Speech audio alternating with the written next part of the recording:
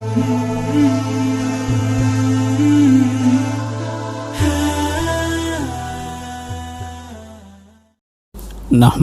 ونصلي على رسوله الكريم اما بعد اعوذ بالله من الشيطان الرجيم بسم الله الرحمن الرحيم الف لام میم ذلك الكتاب لا ريب فيه هدى للمتقين الذين يؤمنون بالغيب ويقيمون الصلاة ومما رزقناهم ينفقون والذين يؤمنون بما أنزل إليك وما أنزل من قبلك وبالآخرة هم يوقنون أولئك على هدى من ربهم وأولئك هم المفلحون وقال النبي صلى الله عليه وسلم خيركم من تعلم القرآن وعلمه وقال النبي صلى الله عليه وسلم لا حسد إلا في اثنين رجل آتاه الله القرآن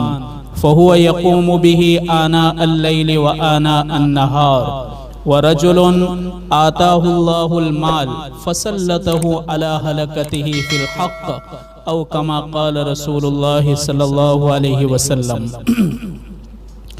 میری محترمہ مائیں، بہنیں اور ہماری پیاری بچیاں اور بیٹیاں،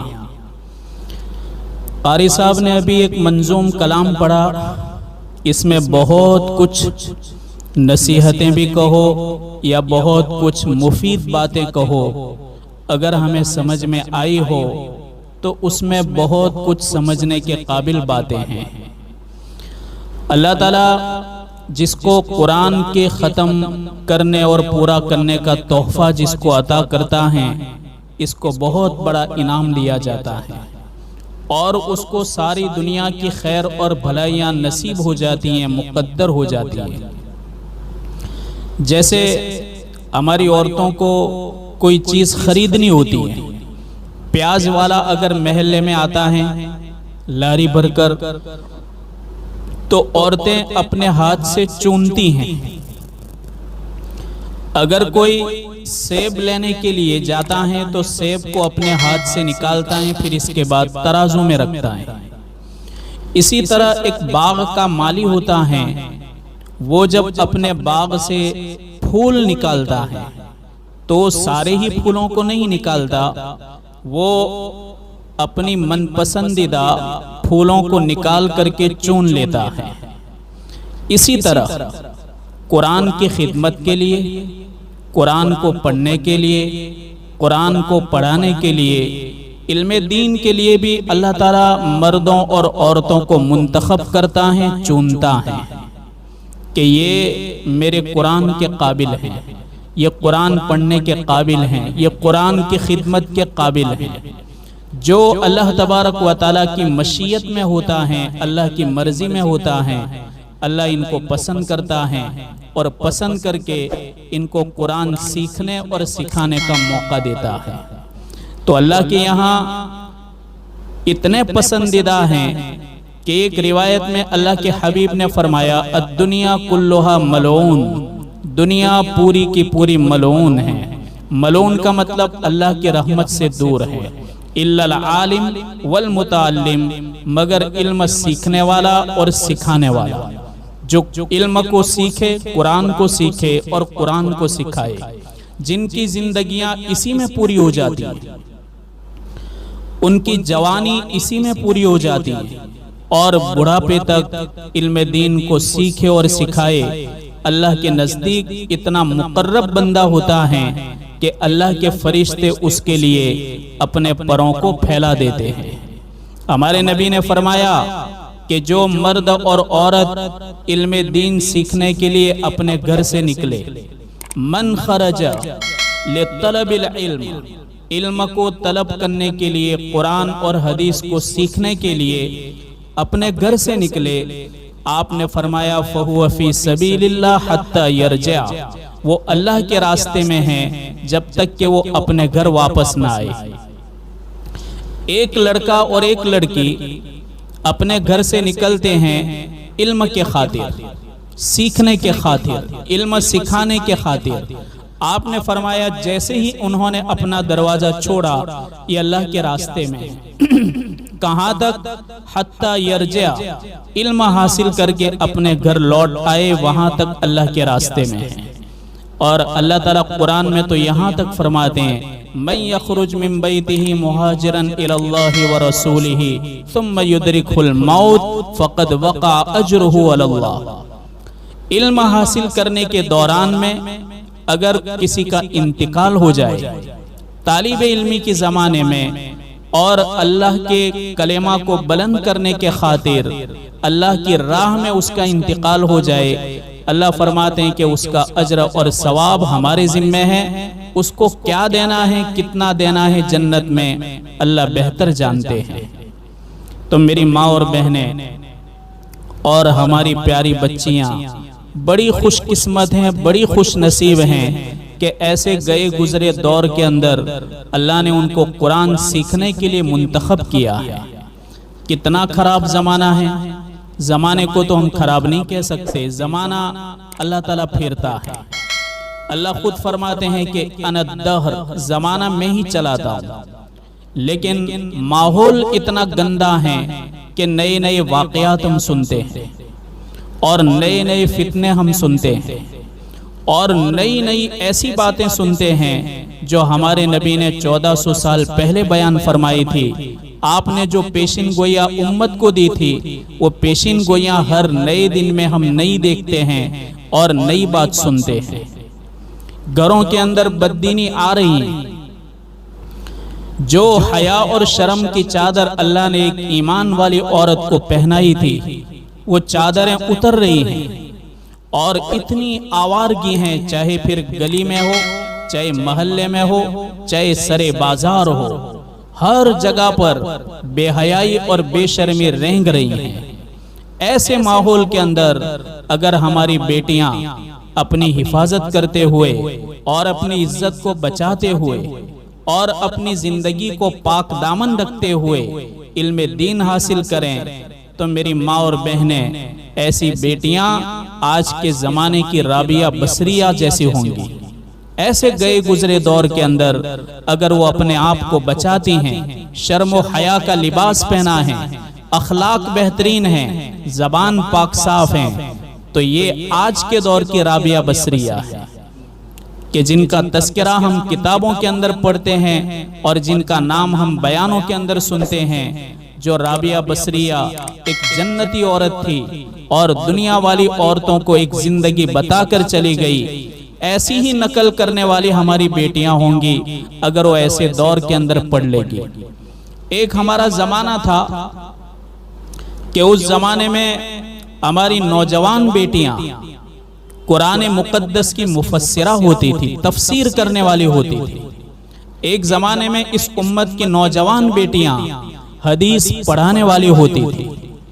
ایک زمانے کے اندر اس امت کی نوجوان بیٹیاں شیخ عبد القادر جیلانی رحمت اللہ علیہ اور جنید بغدادی رحمت اللہ علیہ جیسے بزرگ اور اللہ کے ولی ان کے اوپر رشک کرتے تھے۔ اس امت نے ایسی جوان بیٹیوں کو دیکھا ہے کہ خانہ کعبہ میں طواف ہو رہا ہے اور طواف کے دوران ان بیٹیوں کی حمد و ثنا سن کر کے وقت کے بڑے بڑے اولیاء بھی دنگ رہ جاتے تھے کہ یا اللہ اس امت کی جوان بیٹیوں کی زبان پر تو نے اپنی تعریف اور حمد کیسی جاری فرمائی۔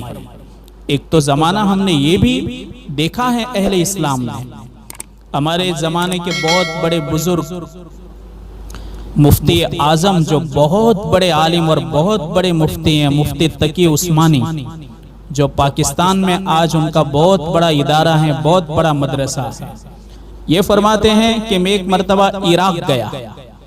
عراق عرب کا ایک دیش ہے، ایک ملک ہے، اس میں ایک شہر ہے جس کا نام ہے بغداد، بہت بڑا شہر ہے۔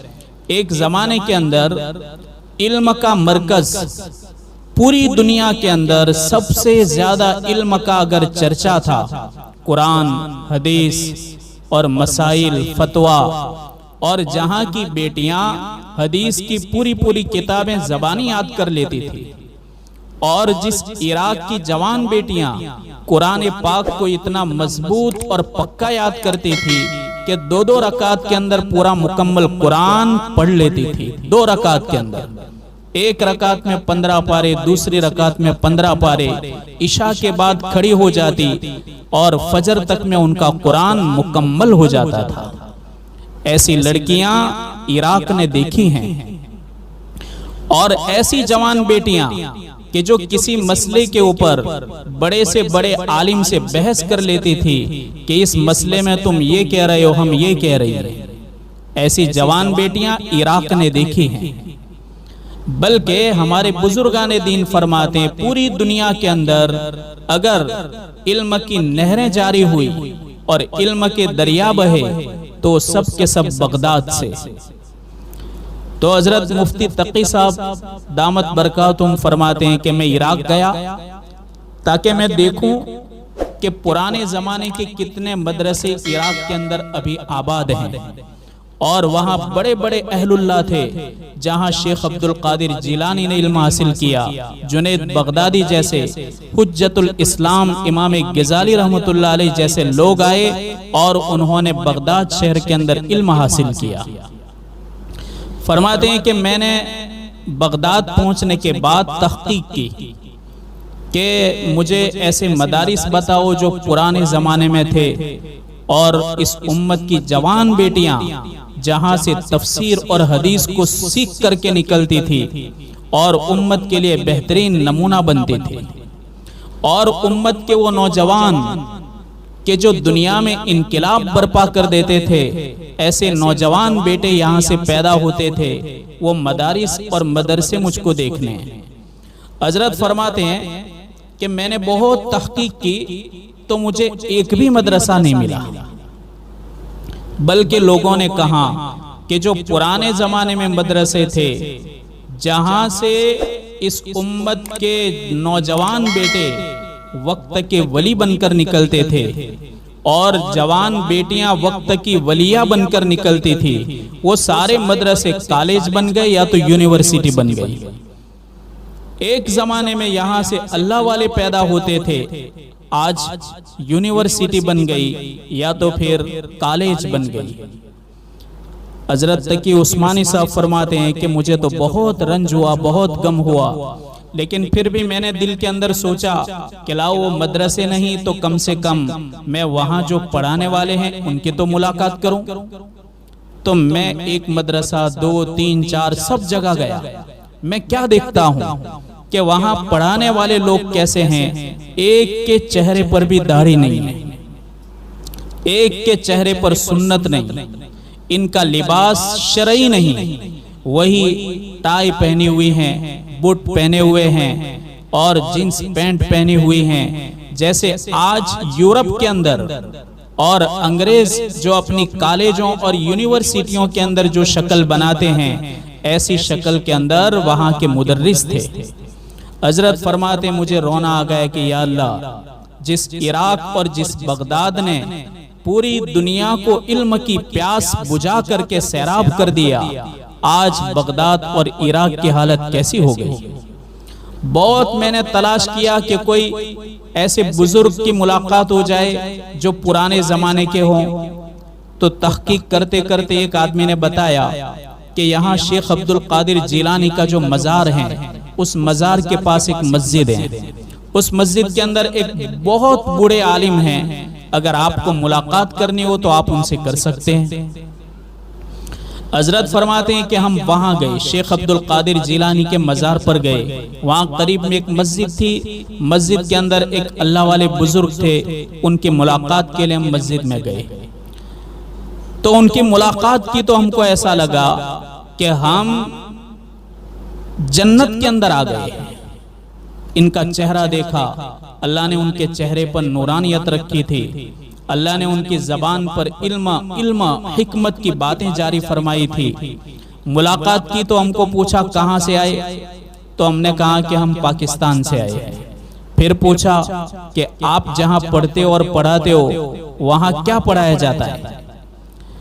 تو فرماتے ہیں کہ میں نے حدیث اور تفسیر اور مسائل کی کتابوں کا نام لیا تو یہ سن کر کے چیخ ماری اور وہ بے ہوش ہو گئے. انہوں نے پوچھا کہ آپ نے چیخ کیوں ماری اور آپ کیوں روئے؟ کہنے لگے کہ یا اللہ، ایک دور کے اندر یہ کتابیں اس بغداد کے اندر پڑھائی جاتی تھی، آج کے دور کے اندر ایک بھی وہ کتاب نہیں پڑھائی جاتی جو حدیث اور تفسیر کی کتابوں کا آپ نام لے رہے ہیں۔ دیکھو، ناقدری ہوئی، اللہ نے یہاں کے لوگوں سے نعمت کو چھین لیا۔ جب قدردانی تھی تو وہاں کا ایک ایک بچہ اور ایک ایک معصوم بچی علم دین حاصل کر کے امت کے لیے بہترین نمونہ بننے والی تھی۔ تہجد کے وقت جہاں کی مسجدیں آباد رہتی تھی، تہجد کے وقت جیسے آج جمعہ کی نماز کے اندر بھیڑ ہوتی ہیں، ویسے ان کی بھیڑ تہجد کے وقت ہوتی تھی۔ ہر گھر کے اندر تہجد کے وقت تلاوت کرنے والی بیٹیاں اور مائیں اور بہنیں موجود تھی۔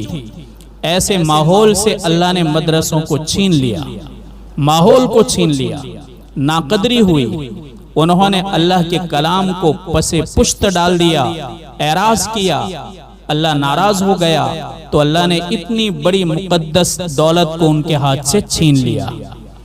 آج ہم دیکھتے ہیں کہ ہماری سماج کی جوان بیٹیاں علم دین حاصل کرتی ہیں، لیکن میری ماں اور بہنیں یاد رکھنا چاہیے کہ علم دین سے اللہ والا نہیں بن جاتا کوئی، خالی علم دین سے کوئی اللہ والا نہیں بنتا۔ علم دین کے ساتھ ساتھ تربیت کا ہونا بھی ضروری ہے۔ خالی کتابوں کے ذریعے کوئی اللہ کے قرب کو نہیں پا سکتا، خالی کتابوں کو پڑھ کر کے اللہ کی معرفت کو حاصل نہیں کر سکتا۔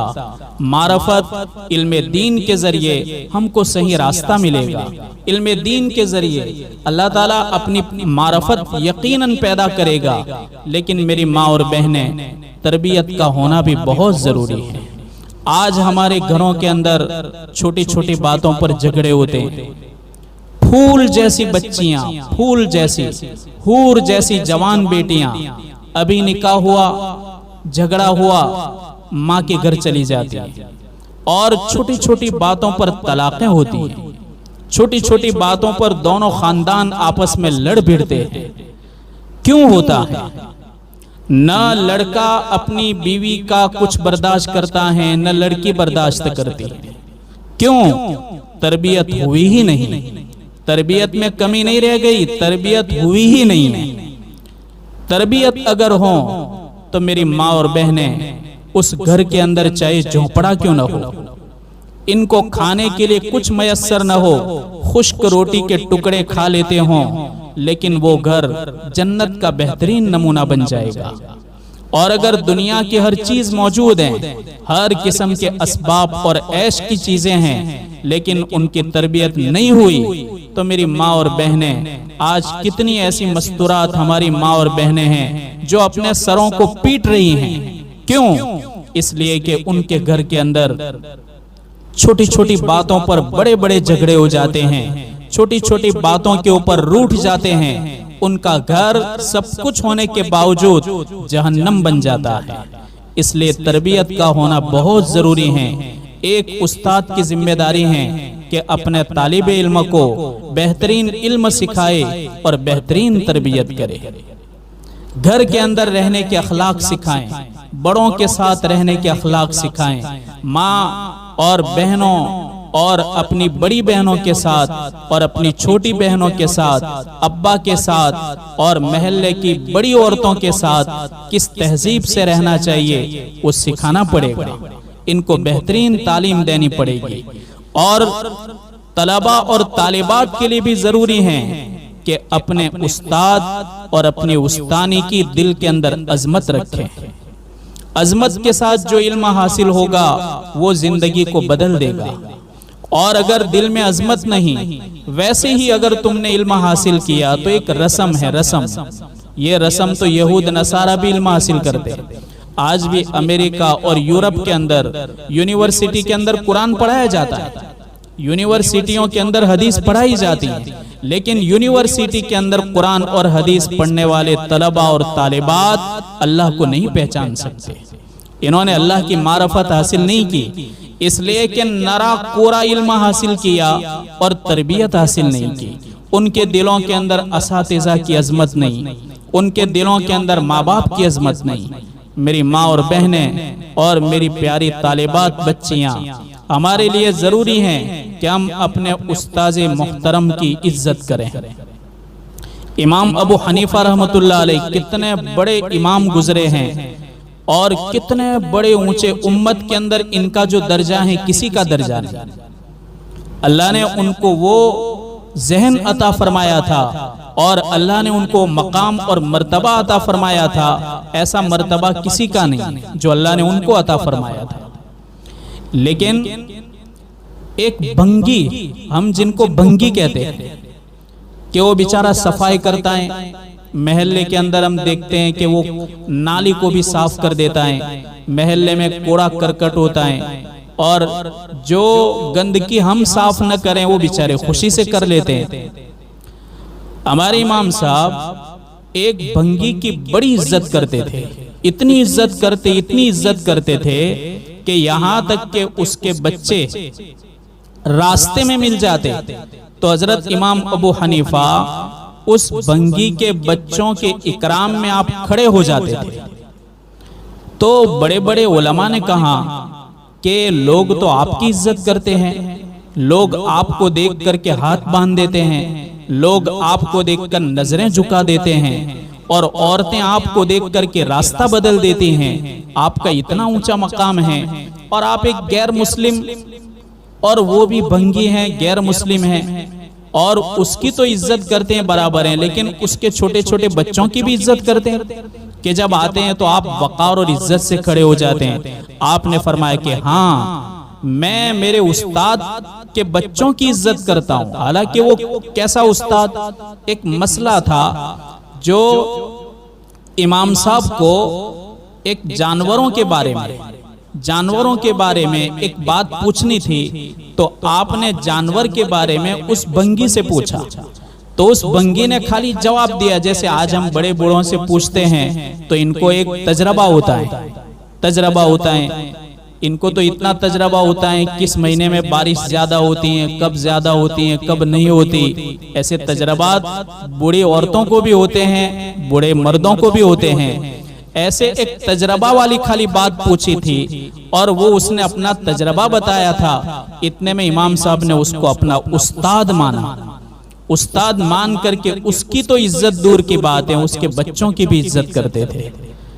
تب جا کر کے اللہ نے امت کے اندر اتنا بڑا اونچا مقام عطا فرمایا۔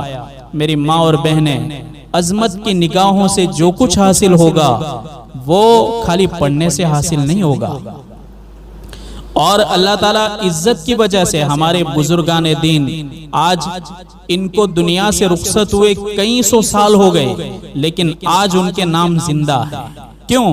اس لیے کہ ان کی زندگی کے اندر اپنے اساتذہ کی عزت کرنا، ان کو وقار کی نظر سے دیکھنا اور بہترین حسن سلوک سے ان کے ساتھ پیش آنا ان کی زندگیوں میں تھا۔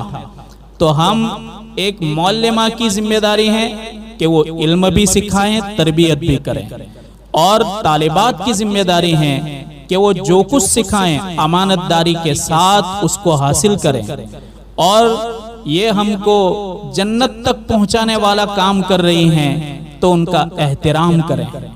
اور کبھی ہماری بچیاں موڈ ہوتا ہے تو پڑھنے کے لیے آتی رہتی ہیں، اور ماں باپ بھی کبھی بھیجتے رہتے ہیں، لیکن چھوٹے چھوٹے بہانے پر 3-4 دن غیر حاضری وہ تو نارمل بات ہے۔ ایک دن بھی اپنا سبق نہ چھوڑے، ایک دن بھی۔ ہمارے بزرگان دین فرماتے ہیں کہ ایک دن سبق چھوٹ گیا تو گویا 40 دن کی برکت ختم ہو گئی، 40 دن کی برکت۔ تو ہم کبھی بھی اپنے سبق کو ناغا نہ کریں، یعنی کبھی بھی نہ چھوڑیں، پابندی کے ساتھ جو کچھ دین کا کام ہو پابندی کے ساتھ ہونا چاہیے۔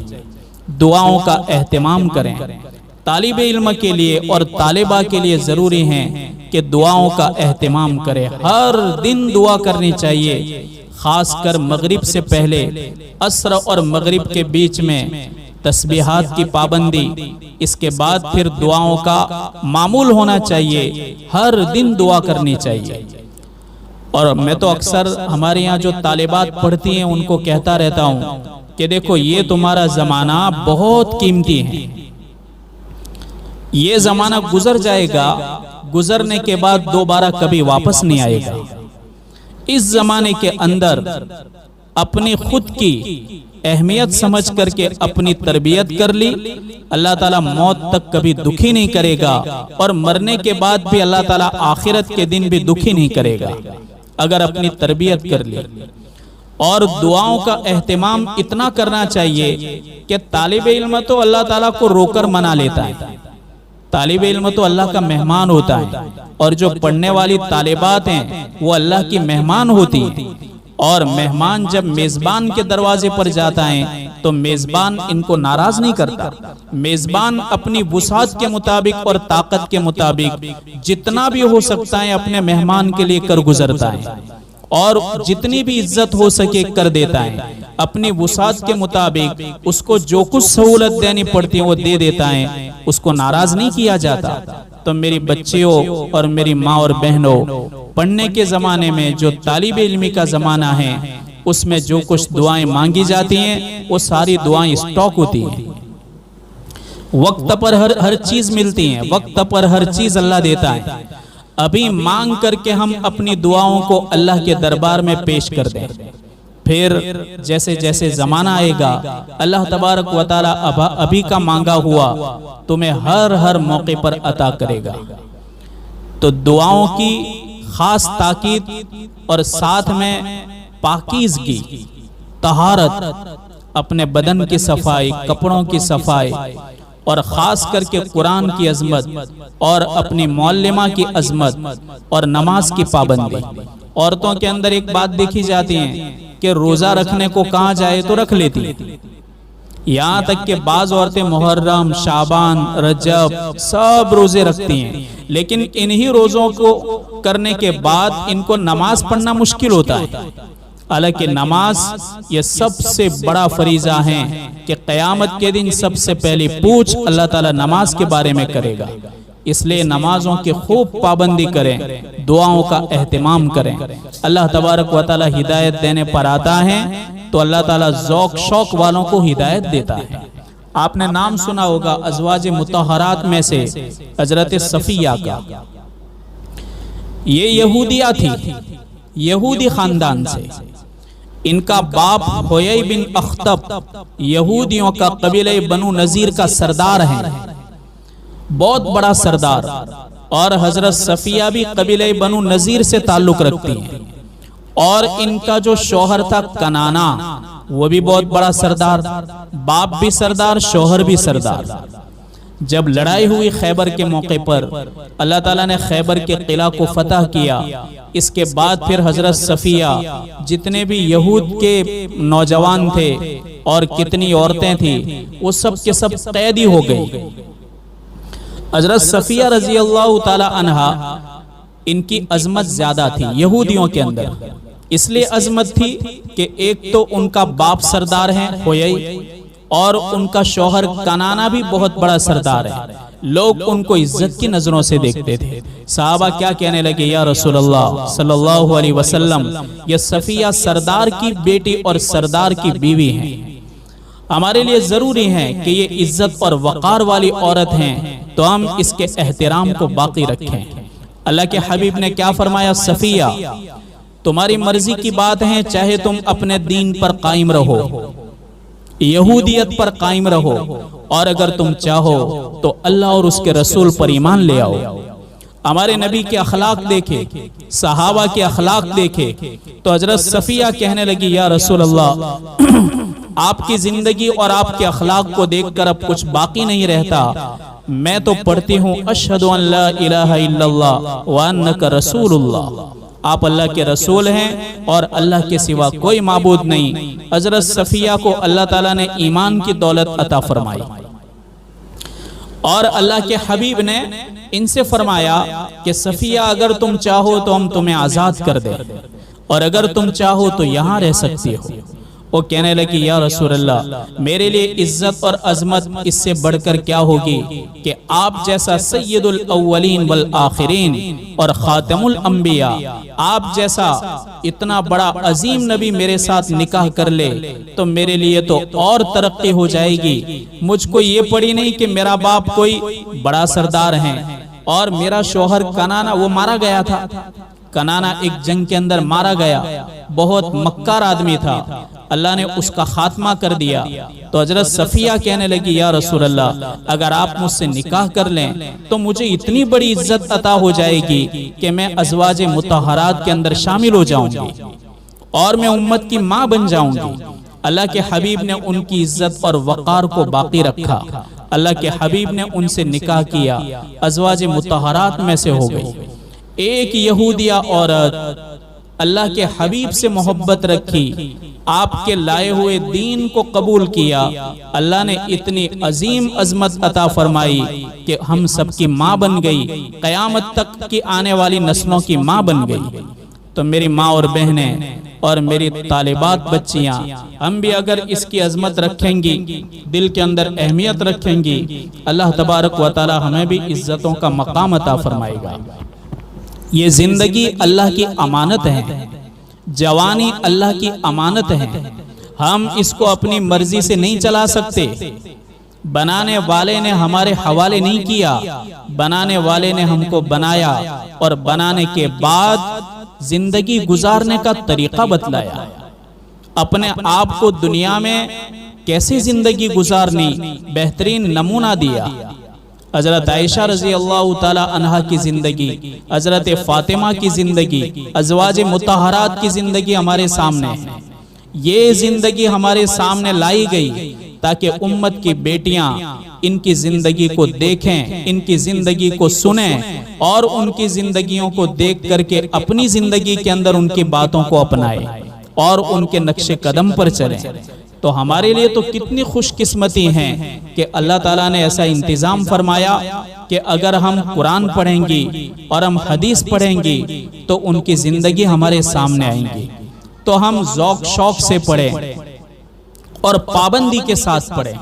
ایسا نہیں کہ بعض مرتبہ کیا ہوتا ہے، کچھ بچیوں کو دیکھ کر کے ماں کو بھی شوق ہو جاتا ہے، پھر ماں بھی دیکھا دیکھی بھیج دیتی ہیں۔ اب ایک ہفتہ ہوا اور شوق پورا، ایک ہفتے میں شوق پورا ہو جاتے ہیں، بس بات پوری ہو گئی۔ اس لیے کہ ہم بھی پڑھاتے ہیں، ہمیں معلوم ہے کہ ماں باپ کا کیسا شوق ہوتا ہے۔ ایک بچہ حافظ ہوا اور دیکھا کہ اس نے بہترین پگڑی باندھی ہے، بہترین کرتا پہنا ہے اور اس کی عزت ہو رہی ہے، اب دوسری ماں کو کیا ہوگا، میں بھی اس طرح بچے کو پڑھاؤں۔ اب یہ بھی فارم میں آ کر کے اپنے بچے کو حفظ میں چھوڑ دیتی ہے۔ اب بچہ اتنا بیچارہ کمزور ہوتا ہے کہ وہ حفظ بھی نہیں کر پاتا اور اس کو کچھ یاد بھی نہیں رہتا، رات کو یاد کرتا ہے صبح بھول جاتا ہے۔ ایک طرف تو یہ کہیں ٹیوشن کلاس ہوتا ہے، کہیں 10ویں کلاس اس کی ہوتی ہیں، پھر ماں آ کر کے دیکھا دیکھے میں اس کو رکھ دیتی ہے کہ ہمارے بچے کو بھی حافظ بناؤ۔ تو یہ دین کو اتنا سستا اور ہلکا بھی نہیں کہ چلتے چلتے حاصل ہو جائے، اس میں تو ہڈیاں گھس جاتی ہیں اور زندگیاں پوری ہو جاتی ہیں اور جوانیاں بھی ختم ہو جاتی ہیں، تب بھی یہ علم پورا حاصل نہیں ہو سکتا۔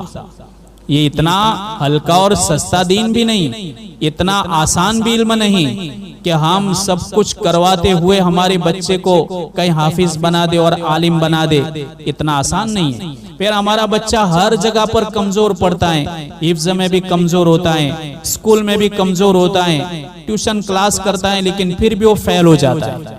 یہ کیوں ہوا؟ ہم نے جذبے میں آ کر کے ہمارے بچے کے حق میں جلدی ڈیسیشن لے لیا اور اس پر عمل کر دیا، اس طریقے سے ان کی زندگیاں برباد ہو جاتی ہیں، ختم ہو جاتی ہیں۔ تو میری ماں اور بہنیں، ایک تو ہم پابندی کریں کہ ہماری بچیاں جب مدرسوں کے اندر ناظرہ قرآن پورا کر لیں تو کتنے سال کی ہوتی ہیں؟ 11 سال کی ہوتی ہیں، 12 سال کی ہوتی ہیں۔ اور یاد رکھو، بات سمجھنے کی کوشش کرو میں کیا کہہ رہا ہوں۔ 11-12 سال سے لے کر کے 17-18 سال تک کا جو زمانہ ہے، یہ بڑا بننے اور بگڑنے کا زمانہ ہے۔ اس زمانے کے اندر بچے اور بچیاں بنتی بھی ہیں اور بگڑتی بھی ہیں۔ یہی زمانہ بہت امپورٹنٹ ہے۔ اگر ان کو ناظرہ پڑھنے کے بعد 11-12 سال کے بعد چھوڑ دیا جائے اور ان پر توجہ نہ دی جائے تو یہ شادی ہوتے ہوتے اتنے جاہل بن جاتے ہیں، نہ ان کی کوئی تربیت ہوتی ہے اور نہ ان کے پاس کوئی سلیقہ ہوتا ہے، نہ کوئی اخلاق ہوتے ہیں۔ ان 7-8 سالوں کے درمیان میں پڑھا ہوا بھی بھول جاتے ہیں۔ نماز کی پابندی نہیں، قرآن کی پابندی نہیں، تلاوت نہیں، اور اگر گھر کے اندر دینداری نہیں، بددینی نہیں تو گئے بچے تو ہاتھ سے گئے۔ یوں بھی گھر کے اندر دینداری نہیں اور انہوں نے بھی چھوڑ دیا، اب یہ بچے اور بچیاں کہاں ہیرے بن سکتے ہیں؟ یہ تو ماں باپ کے سر کا دکھاوا بن جائیں گے۔ اس لیے میری ماں اور بہنیں، آپ کو میں خاص اس بات کی تاکید کرتا ہوں کہ یہ بچیاں جب ناظرہ قرآن مکمل کر لیں تو ان کو شادی تک پڑھاؤ، شادی تک پڑھاؤ، ان کو مشغول رکھو قرآن میں، عربی میں، اور قرآن کے ترجمہ اور حدیث پڑھ لیں، کچھ مسائل پڑھ لیں، کم سے کم ان کی لائن کے مسائل پڑھ لیں۔ ہماری ایک بیٹی اتنی قیمتی ہونی چاہیے کہ اس کے پیٹ سے ہونے والی اولاد کی بہترین تربیت کر سکیں اور ان کو رات کو گھر میں رکھ کر کے وہ خود پڑھا سکیں، اس لیے کہ ماں پڑھی ہوئی ہے، ماں کو قرآن آتا ہے، ماں کو حدیث آتی ہے اور ماں کو عربی آتی ہے۔ تو یہی ماں بچپن سے ہی 5 سال کا لڑکا ہوگا تو اس کی تربیت شروع کر دے گی۔ انشاءاللہ اس کی اولاد میں سے کوئی بھی بچہ اور بچی ضائع نہیں ہونے دے گی۔ پڑھی ہوئی ماں اور علم والی ماں کبھی بھی اپنی نسل کو برباد نہیں کریں گے۔ اس لیے ابھی جتنا بھی ہم گندا ماحول دیکھ رہے ہیں، خاص کر کے یہی ان سالوں کا جو بچہ ہوتا ہے یہی ضائع ہوتا ہے۔ اور ابھی تو موبائل کا زمانہ ہے، موبائل تو ایک نشہ بنا ہوا ہے۔ چھوٹے چھوٹے بچے 5 سال کا ٹینیا ہوتا ہے، وہ بھی موبائل کے لیے روتا ہے، اور اتنا چھوٹا ہوتا ہے وہ، لیکن وہ بھی ٹچنگ کر کے وہ بھی موبائل کے ساتھ سیٹ ہو جاتا ہے۔ ماں باپ بڑے بیوقوف ہیں۔ آج بچوں کو دیکھو، چشمے ہیں، 5-5 نمبر ہم دیکھتے ہیں، 4-4 نمبر اسکرین پر دیکھ کر کے انہوں نے اپنی آنکھوں کے نور کو ختم کر دیا، اور باپ خوش ہو رہا ہے کہ بہت ہوشیار ہے، اس کو تو گیم کھیلتے بھی آتا ہے، اس کو نیٹ چلاتے بھی آتا ہے، یہ تو بربادی کے راستے پر ہیں۔ اس لیے ان کو ایک تو موبائل سے دور رکھنا چاہیے، اور 11-12 سال کی عمر سے لے کر کے شادی تک ان بچیوں کو مشغول رکھنا چاہیے تاکہ ان کی تربیت ہوتی رہے اور علم حاصل کرتی رہیں۔ انشاءاللہ پھر یہ بچیاں جب شادی ہوں گی، شادی کے بعد ان کی گود کے اندر پلنے والی اولاد ہوگی، وہ اللہ کی فرما بردار ہوگی، ماں باپ کی فرما بردار ہوں گی، اور ایک تہذیب اور اخلاق والی نسل تیار ہوں گی۔ آج محلے میں نظر کرتے ہیں، چھوٹے بچے اپنی زبان سے اتنی گندی گالی نکالتے ہیں کہ شرم آ جائے، شرم آ جائے۔ کتنی مائیں ہمارے پاس بچوں کو لے کر آتی ہیں، کہتی ہیں کہ گالیاں دیتا ہے، ماں کو مار دیتا ہے، باپ کے سامنے بولتا ہے۔ کتنا 7 سال کا لڑکا، 6 سال کا لڑکا، 10 سال کا لڑکا، تو ابھی سے اتنا چھوٹا ہے تو اس کی تربیت کیوں نہیں ہو رہی؟ میری ماں اور بہنیں، یہ گھروں کا ماحول ذمہ دار ہیں کہ اگر گندا ماحول ملتا ہے تو پلنے والی نسل بھی اس طرح، معصوم بچے ہیں لیکن پھر بھی آوارہ ہو جاتے ہیں۔ کتنی جوان بیٹیوں کو مائیں لے کر آتی ہیں، ان کے سامنے بول بھی نہیں پاتی، اتنی ڈرتی ہیں، اتنی ڈرتی ہیں کہ میری لڑکی سن لے گی تو پھر میرے ساتھ لڑے گی۔ بولو یہ لڑنا کہاں سے سیکھی؟ حالانکہ عورت کا دل اللہ نے ماں کی عظمت تو لڑکیوں میں رکھی ہیں، لڑکوں کی بنسبت لڑکیوں کے اندر ماں باپ کی عظمت اور عزت زیادہ ہوتی ہے، لیکن پھر بھی شکایت کرتی ہیں کہ میرے سامنے منہ چڑھا دیتی ہیں، مجھے دھتکار دیتی ہیں، مجھے لے لائے کر کے لوگوں کے اندر مجھے رسوا کر دیتی ہیں، زور زور سے گھر میں چلاتی ہیں، اڑوس پڑوس کے اندر آواز جاتا ہے۔ یہ سب کیا ہو رہا ہے؟ اور کیوں ہو رہا ہے؟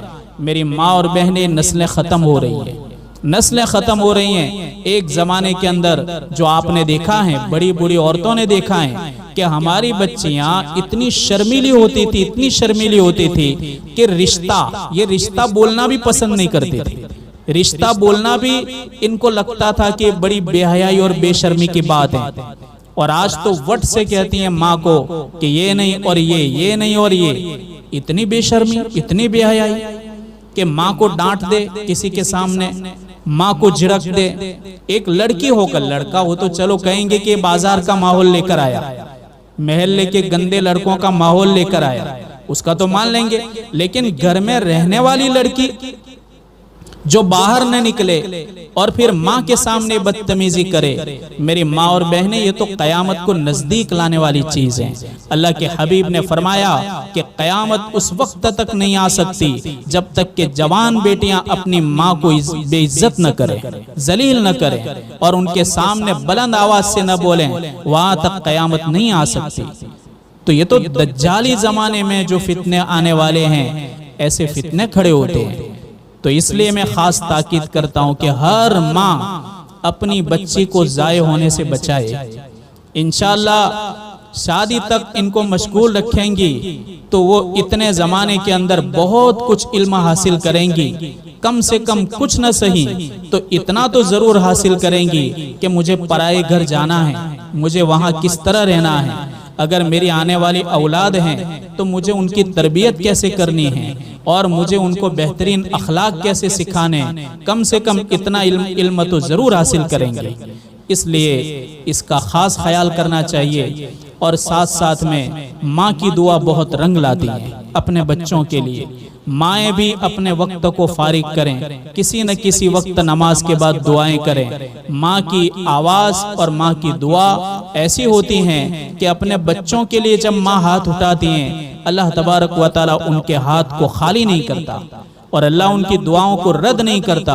اور جب کبھی وہ مصلی پر بیٹھ کر کے 2 گرم آنسوں کے قطرے اپنے آنکھ سے بہا دیتی ہیں، اللہ تبارک و تعالیٰ ان کے اولاد کے حق میں ان کے آنسوؤں کو ضائع نہیں کرتا، ان کے آنسوؤں کی قدر کرتا ہے، اور اللہ ان کے آنسوؤں کی برکت سے ان کے ہونے والی اولاد کے حق میں جو بھی دعائیں کی جاتی ہیں، اللہ دعا قبول کر لیتا ہے۔ اب ماؤں کو تو کچھ کرنا ہی نہیں۔ کتنی مائیں ایسی ہوتی ہیں کہ اذان کے وقت خود باہر بیٹھی رہتی ہیں، چارپائی پر پڑی رہتی ہیں، اذان ہو رہی ہیں، مرد جا رہے ہیں مسجد میں، جب کوئی نمازی گزرے گا تو زور سے اپنے اولاد کو کہے گی جا نماز پڑھنے۔ تو کیا وہ مسلمان ہے؟ تو مسلمان نہیں ہے، وہ تو نابالغ ہیں، تو بالغ ہے۔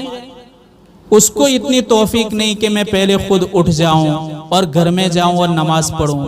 خالی کسی کو سنانے کے لیے نماز پڑھنے جا تو سننے والا یوں سمجھے گا بیچاری ماں نماز کے لیے بھیج رہی ہیں، ماں نماز کے لیے بھیج رہی ہیں پر خود تو پڑھتی نہیں، تو بچہ کیسے نماز پڑھے گا؟ پہلے خود نمازوں کی پابندی کرو، پھر اپنے اولاد کو کہو، تب جا کر کے پہلے عمل کرنا پڑے گا۔ وہ ہماری زندگی کو دیکھیں گے تب عمل کریں گے۔ اب گھروں کے اندر وہ دیکھ رہے ہیں کہ ماں نماز نہیں پڑھتی، بہنیں نہیں پڑھتی، تو کیا خاک پڑھیں گے وہ؟ اور لڑکے کہاں پڑھیں گے نماز؟ اس لیے ضروری ہے کہ سب سے پہلے ایک ماں ان کو بہترین ماحول دے، ایک باپ ان کو بہترین ماحول دے، بڑے بھائی ہیں تو ان کو بہترین ماحول دے، اور اگر بڑی بہنیں ہیں تو اپنی چھوٹی بہنوں کو بڑا بہترین ماحول دے۔ اچھا ماحول دیں گے تو ماحول پیدا ہوگا۔ خالی ڈانٹ ڈپٹ کرنے سے اولاد نیک نہیں بن جاتی، تعویذ پہنا دینے سے، گلے میں لٹکا دینے سے بچہ شیخ عبد القادر جیلانی نہیں بن جاتا۔ ایسا ہوتا تو ہم سب کو ایک ایک تعویذ پہنا دیتے اور سب شیخ الحدیث بن جاتے۔ بات ایسی نہیں ہے۔ ماں کی بہت بڑی ذمہ داری ہے، باپ کی بہت بڑی ذمہ داری ہے۔ تربیت کرنا آسان نہیں ہے۔ تربیت کے بعد ہمارے پلنے والے بچے اور بچیاں قیمتی ہیرے بنتے ہیں۔ تو میری ماں اور بہنیں، یہ تربیتی کچھ باتیں ہیں جو ہم سب کے لیے ضروری ہیں۔ اللہ تعالیٰ ان باتوں پر عمل کرنے کی توفیق عطا فرمائے، اور جس معلمہ نے ہماری بچیوں کو قرآن مقدس کی تعلیم دی، اللہ تبارک و تعالیٰ ان کو دنیا اور آخرت میں بہترین بدلہ عطا فرمائے، اور جس گھر کے اندر انہوں نے پڑھایا، جن لوگوں نے ان کی مدد کی، جن ماؤں نے اپنی بچیوں کو ان کے پاس بھیجا پڑھنے کے لیے، اللہ تعالیٰ تمام ماں بہنوں بیٹیوں کو دنیا اور آخرت کے اندر بہترین بدلہ عطا فرمائے۔ یا رب لک الحمد حمدا دائما مع دوامک ویا رب لک الحمد حمدا خالدا مع خلودک اللہم لک الشکر کلہ ولک الحمد کلہ ولک الخلق کلہ ولک الثناء کلہ بیدک الامر کلہ اللہم لک الحمد وانت المشتکى وانت المستعان ولا حول ولا قوة الا بک یا ذا الجلال والاکرام یا حنان یا منان۔ اللہم انا نسألک ایمانا کاملا ویقینا صادقا وعلما نافعا وعملا متقبلا ورزقا حلالا طیبا واسعا وشفاء من کل داء۔ اللہم انا نعوذ بک من علم لا ينفع ومن عین لا تدمع ومن قلب لا یخشع ومن نفس لا تشبع ومن دعاء لا يسمع ومن دعوة لا يستجاب لها یا ذا الجلال والاکرام یا اکرم الاکرمین ویا اجود الاجودین ویا احکم الحاکمین ویا راحم المساکین۔ مولا بڑی پیاری مجلس ہیں، جس مجلس کے اندر قرآن مقدس پورا ہوتا ہے تو تیرے پیارے حبیب نے فرمایا کہ اس موقع پر میرے رب کے 4000 فرشتے شرکت کرتے ہیں۔ مولا ہمیں یقین ہے تیرے پیارے حبیب کی باتوں پر کہ آج ہماری اس مجلس کے اندر فرشتے موجود ہیں، اور آمین کہنے والوں کی آمین کے ساتھ وہ بھی آمین کہہ رہے ہیں۔ مولا اس نورانی مخلوق کے صدقے طفیل ہم سب کی مغفرت فرما، ہماری ماں بہنوں کی مغفرت فرما۔ ہماری ماں بہنیں گھر کے اندر رہ کر کے بیچاری بڑی محنت کرتی ہیں، اور اپنے بچوں کے لیے اور اپنی بچیوں کے لیے اور اپنے خاوند کے لیے اپنے آپ کو گلا دیتی ہیں، اپنی زندگی کو پورا کر دیتی ہیں، اپنی جوانی کو بھی ختم کر دیتی ہیں۔ مولا ہماری ماں بہنوں بیٹیوں کو دنیا اور آخرت میں بہترین بدلہ عطا فرما۔ مولا امت اس وقت پریشان ہے، امت اس وقت مصیبتوں کے اندر گری ہوئی ہے، جھونک در جھونک مسائل سامنے آ رہے ہیں، اور بڑی بڑی مصیبتیں سامنے آ رہی ہیں، بڑے بڑے فتنے دکھائی دے رہے ہیں۔ مولا ہماری اور ہماری نسلوں کی حفاظت فرما، آئی ہوئی بیماریوں سے ہمیں نجات عطا فرما، آئے ہوئے کورونا وائرس سے ہم سب کی حفاظت فرما، پوری امت کی حفاظت فرما۔ مولا بیماری دینے والا تو ہی ہے، شفا دینے والا تو ہی ہے، کوئی دوا تیری مرضی کے بغیر اثر نہیں کر سکتی، اور کوئی بیماری تیری مرضی کے بغیر اور تیری اجازت کے بغیر کسی کو بیمار نہیں کر سکتی۔ مولا سب کچھ تیری مشیت سے ہوتا ہے، سب کچھ تیرے ارادے سے ہوتا ہے۔ بندے جس وقت کھلم کھلا گناہ کرتے ہیں اور تیرے احکام کو ٹھکراتے ہیں، اس وقت دنیا کے اندر طرح طرح کی بیماریاں آتی ہیں۔ تیرے پیارے حبیب نے فرمایا قیامت سے پہلے طرح طرح کی بیماریاں آئیں گی، ایسی خوفناک بیماریاں آئیں گی کہ جس کا کوئی علاج نہیں ہوگا۔ مولا یہ ساری حالت ہم دیکھ رہے ہیں، ہم سب کی حفاظت فرما۔ مولا اس محلے کے اندر خصوصی رحمتیں نازل فرما، اس محلے کے اندر ایک دوسرے کے دلوں میں آپس میں محبت پیدا فرما، الفت پیدا فرما۔ مولا ہماری طالبات جو علم دین حاصل کرتی ہیں ان کو ترقیات سے مالا مال فرما۔ مولا ان کو دنیا اور آخرت کی خوشیاں نصیب فرما، ہر قسم کے دکھ سے ان کی حفاظت فرما، ان کے گھروں کے اندر دینداری پیدا فرما، جو بیمار ہیں ان کو شفا عطا فرما، جو قرض کے اندر ڈوبے ہوئے ہیں قرض کی ادائیگی کے فیصلے فرما، جو غلط مقدمات کے اندر پھنسے ہوئے ہیں اور جیل کی سلاخوں میں ہیں، یا اللہ ان کو باعزت رہائی عطا فرما۔ امت کی جو جوان بیٹیاں بے نکاح ہیں ان کو بہترین جوڑا نصیب فرما، اور امت کے جو نوجوان بیٹے بے نکاح ہیں ان کو بہترین جوڑا نصیب فرما۔ مولا ایسے بھی بیمار ہیں جو اٹھ نہیں سکتے، چل نہیں سکتے، بیٹھ نہیں سکتے، ایک بیمار کی وجہ سے پورا گھر پریشان ہوتا ہے۔ مولا ایسے بیماروں کو شفا عطا فرما۔ خیر کی لائن سے تیرے پیارے حبیب حضرت محمد صلی اللہ علیہ وسلم نے بہت کچھ اپنی امت کے لیے مانگا، مولا اس میں پوری امت کا حصہ عطا فرما۔ جن مصیبتوں سے تیرے پیارے حبیب نے پناہ مانگی ان سے ہماری اور پوری امت کی حفاظت فرما۔ جو بے اولاد ہیں ان کو نیک صالح متقی پرہیزگار اولاد عطا فرما۔ یہ ہماری ماں اور بہنیں تیری بندیاں تیری بات سننے کے لیے، تیرے پیارے حبیب کی بات سننے کے لیے آئی ہیں۔ مولا قدم قدم پر ان کی مغفرت فرما، ان کا آنا قبول فرما، اور جو کچھ باتیں کہی گئی ان تمام باتوں کے اوپر عمل کرنے کی توفیق عطا فرما۔ وصلی اللہ تعالی علی خیر خلقہ ونور عرشہ سیدنا محمد وعلی آلہ وصحبہ اجمعین برحمتک یا ارحم۔